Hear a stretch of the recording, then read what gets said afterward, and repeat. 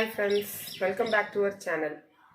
வீடியோக்குள்ள போறதுக்கு முன்னாடி நம்ம YouTube சேனல் டுடே தமிழ் டிப்ஸை சப்ஸ்கிரைப் பண்ணிட்டு பக்கத்துல இருக்க பெல் ஐகான் சிம்பலை கிளிக் பண்ணிருங்க. அப்பதான் நாங்க போற வீடியோஸ்லாம் உங்களுக்கு நோட்டிஃபிகேஷன்ல வரும். சரி வாங்க வீடியோக்குள்ள போலாம்.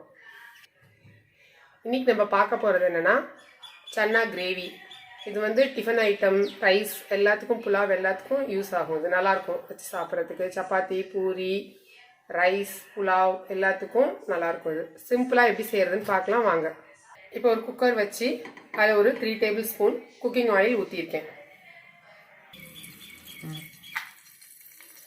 இதில் இந்த ஆயில் காஞ்சோனி இதில் ஒரு அரை டீஸ்பூன் சோம்பு, பட்டை, கிராம்பு, ஏலக்காய், பிரிஞ்சி இலை அதான் போடுவோம்.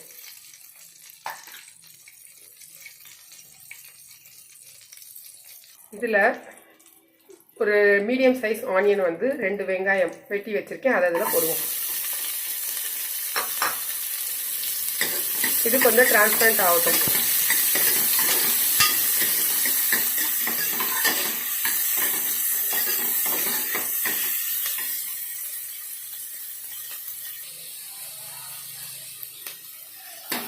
இந்த மாதிரி லைட்டாக கலர் சேஞ்ச் ஆனோன்னு தக்காளியை வந்து ஒரு 2 தக்காளி, மீடியம் சைஸ் தக்காளி, இதை வந்து மிக்சியில் வந்து அடித்து வச்சுருக்கேன்.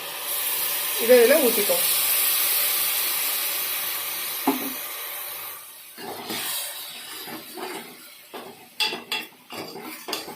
இது கொஞ்ச நேரம் வதங்கட்டும்.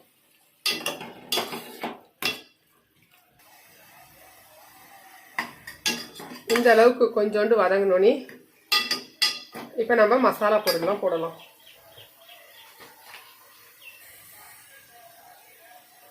மஞ்சள் தூள் 1/4 டீஸ்பூன்,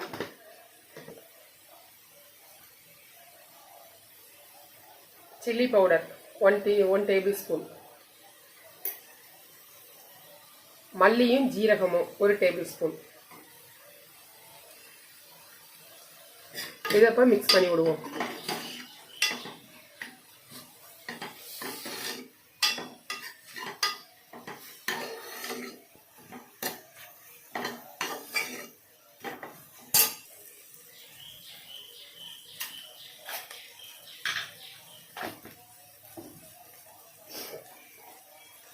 இப்போ பண்ணி வச்சிருந்த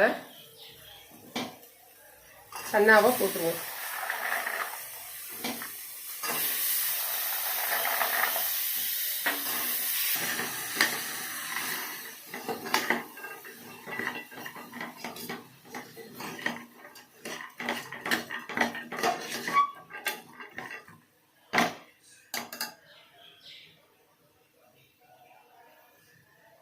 ஒரு 2 பீஸ் தேங்காயும் இஞ்சி பூண்டும் இதெல்லாம் அரைச்சிருக்கேன், இதை இதில் போட்டுருவோம்.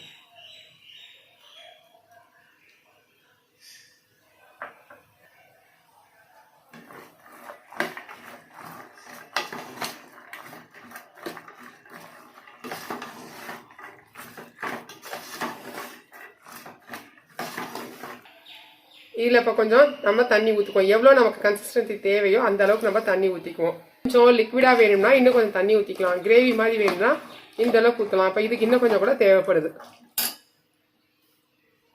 இப்போ நான் இந்த அளவுக்கு வந்து தண்ணி சேர்த்துருக்கேன். இது இப்போ குக்கரில் ஒரு சவுண்ட் விட்டோம்னா இன்னும் கொஞ்சம் நம்ம சாப்பிட்ற மாதிரி ஆயிரும்.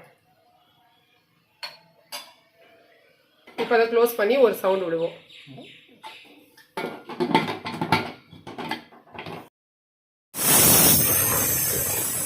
இப்போ விசில் அடங்கிடுச்சு. இப்போ அதை ஓப்பன் பண்ணி பார்ப்போம் எப்படி இருக்கு.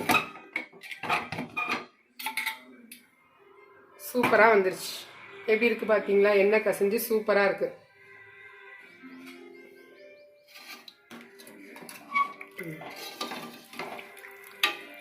நான் போட்ட இதே அளவுகளோட போட்டிங்கன்னா டேஸ்டான சன்னா கிரேவி ரெடி ஆயிரும். இதை நம்ம பூரி, சப்பாத்தி, ஒயிட் ரைஸ் எல்லாத்துக்கும் யூஸ் பண்ணலாம். இதை இப்போ சாப்பிடுவோம்.